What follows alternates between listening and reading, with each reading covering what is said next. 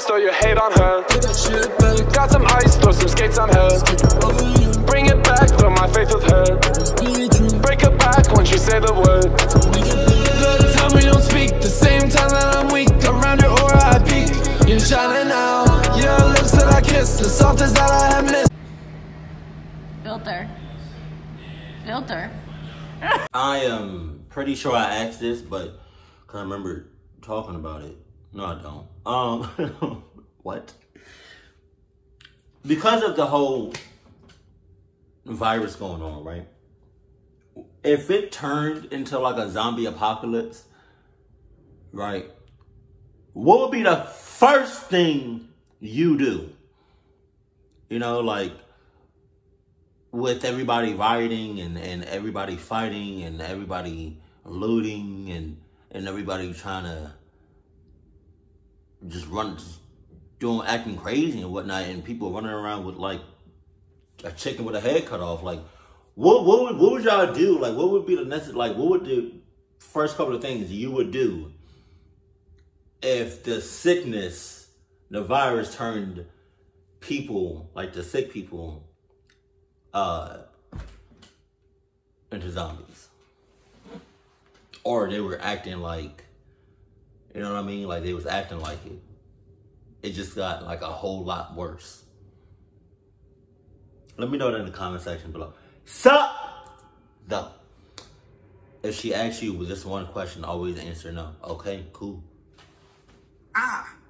What a pleasant way to begin my 3 AM shift at Mercy Hospital. 3 AM? The first thing I did as I sat down was cut my finger. It was a paper cut. And despite working at one of the largest hospitals in the state, I couldn't find a single band-aid laying around. Wow. Size! Wow! Really? Sorry. Really? That, oh, God! You're shitting me. You're joking. That's like Popeyes not having no chicken. That's like Chipotle not having no burritos.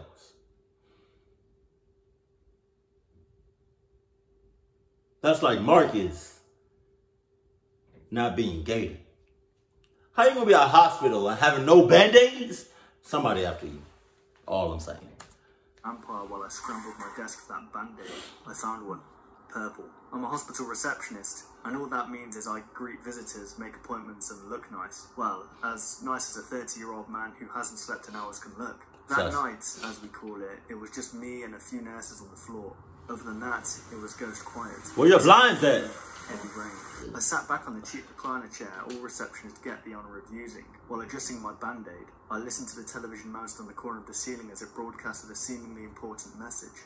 Authorities say the woman was last seen on Cedar Avenue. I looked up to see if the television was showing any images of this strange woman. No. It was yet another crazy person with no name and no face who we were supposed to look out for. Not creepy at all. Authorities also say the woman was reportedly walking around and asking people very, very bizarre questions. I focused back on my desk and continued working, but I still listened as the news anchor went on and on.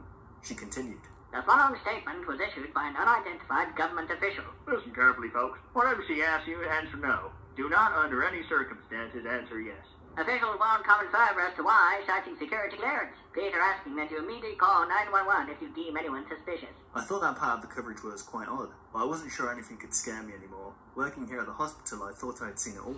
At the flash of the ruby red ambulance lights, I've seen people come in with severed arms, legs, fingers, people who somehow managed to scoop out their eyes, failed suicide attempts, and much, much more. Jesus. You get used to it. My head was practically sunk into my desk as I filled out paperwork. That's when I heard something very subtle, initially. I heard it coming from the front doors, the entrance. The automatic doors opened and closed, slamming against each other. Your asshole about to open and close. Open and close, open and close, open and close. Open and close, open and close. Sounding an obnoxiously loud thud each time. The very dim lighting I had surrounding my desk flickered incessantly. Wow. I called out, seated behind the safety of my desk. Only the whistling wind responded. Hello? I called out again. I felt obligated to check if someone was there, especially since it might have been someone who was injured and needed our attention. I reluctantly picked myself up from my chair and walked over to inspect. You doing too I much. slipped and cracked my head open as the entrance floor was almost flooded from the rain. I noticed footsteps, wet shoe marks that seemed to come inside the hospital and then back out. You got it. The doors, poking my head outside, and looked. All I heard was the distant sounds of sirens and honking cars. The rain poured harder. The peace and quiet was disturbed within moments of me sitting back down. The automatic doors started again, opening and closing, slamming shut, and letting in more rain as they did. But this time, I heard gentle footsteps make their way towards me, tapping closer and closer. Someone slowly emerged from the darkness between the entrance and front desk. A woman with drenched black hair approached, wearing a dark brown raincoat and a pair of boots that were too large for her toothpick legs. Wow. Her face was inundated with wrinkles and wet makeup. Her black eyeshadow smudged. Despite the heavy rain outside, she didn't seem to have bothered wearing her hoodie. "Hello, how can I help you, ma'am?" She didn't respond. She looked around, scanning and observing an unimpressive hospital. "Is there something I can help you with?" Still nothing. We engaged in a brief stare down, which she won. I looked down and pretended to gather important paperwork. "Are you here to visit someone?" Then finally, she responded, without talking. She simply nodded and then took a few steps forward, her hands hanging down her side. Her posture was unnatural, almost uncomfortable. "Okay, for now I need you to sign here, then we'll have to wait a few hours for visiting time to begin," I said, pushing forward a sheet of paper and a pen. She raised her arm to sign and then abruptly stopped. She seemed startled by something on the desk. She looked at me, tilted her head, and, with a smile that was as wide as her eyes, said, "Would you please move that for me?" I was confused at first, and then she pointed at it with her index finger. As drops of rainwater tapped against my desk while her arm hovered over it.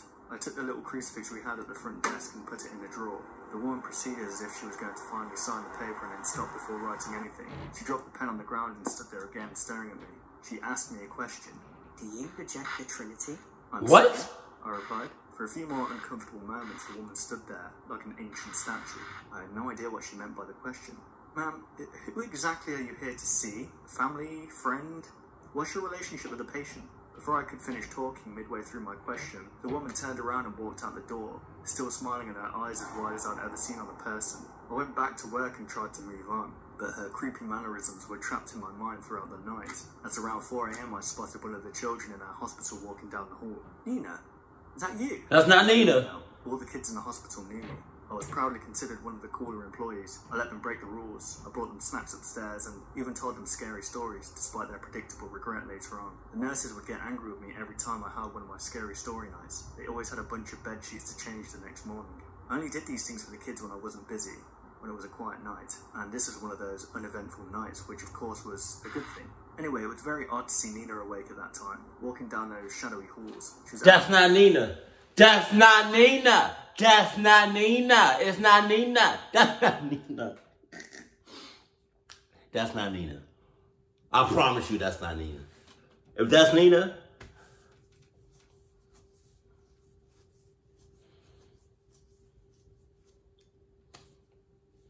I don't know what else to say.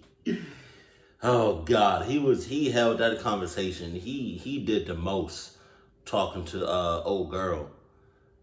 Old sus girl. He did the most. Like, if I say hi, how are you? You say nothing. What are you doing here? You say nothing. You here to see somebody? Then you attempt to say nothing? No, bitch. I gave you 2 times. I gave you two jumps. I gave you 2 times to say something, but you didn't. So now you're playing. So you can go ahead and leave. You're not going to leave? Well, I'm going to go ahead and leave. Point blank, period. terrified of the dark, and yet there she was. "Nina, is that you?" No, it's not. My eyes as I walked towards her. "Sorry, Matt. She began. I don't want to be there anymore." She had dragged her blue blanket along with her, which was her way of gesturing to us that she wanted to move to another room. "The other kids bothering you again?" I asked. I took hold of her hand and began walking her back to the elevator. "Matt, please, don't make me go back up there. I don't like the new nurse." I stopped walking. "What?" I said, kneeling to Nina's level. "She keeps asking us the same question over and over. I said no so many times." Oh, God. But everyone else kept laughing with her and saying yes to her. "Please, I don't want to go back up." Nina's words immediately played flashbacks inside my tight. So what it is Okay, that's Nina. But then the other kids are possessed. Says who's? Okay. Cluck all the kids. Cluck all the kids. Cluck all the nurses. Cluck all the doctors. I hate this sunlight because it's going in and out. Cluck everybody in here. And every person for themselves. That's all I'm saying. At that point, yeah, cluck them kids. Overworked mine. Something about a strange woman going around and asking even stranger questions. I didn't pay enough attention to that broadcast to notice the woman, but even if I had, I thought she'd left the hospital. I ditched the elevator and ran up a flight of daunting stairs, stomping against each step with all the force I could muster. I probably woke up all those sleeping employees, I was so loud. I opened the doors to the children's room and couldn't believe my eyes. I checked each room, each one on each floor. I woke up my co-worker nurse and asked about the children. She couldn't find them either. We looked everywhere and put the hospital in lockdown. We set off all possible alarms and other emergency procedures. We didn't find them. All that was left behind were their clothes. Damn.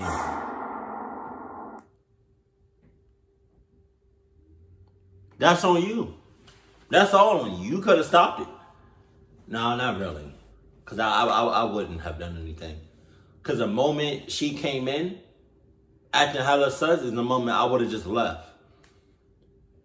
So I never would have witnessed Nina, the other nurses, and the other kids doing some cluck stuff, on some cluck shit. I never would have noticed that.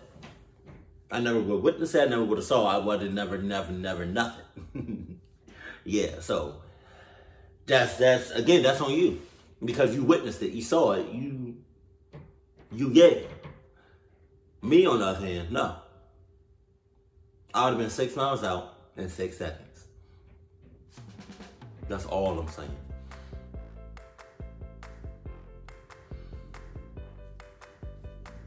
But I feel like you said earlier in the video that you came across people trying to take their eyes out, trying to commit suicide, try to hurt themselves, or coming in with like limbs cut off and whatnot. Like, you've seen it all, so you're not fazed by nothing, which is also a clutching. Because when old girl came in, raising all kinds of sus flags, that's when you should have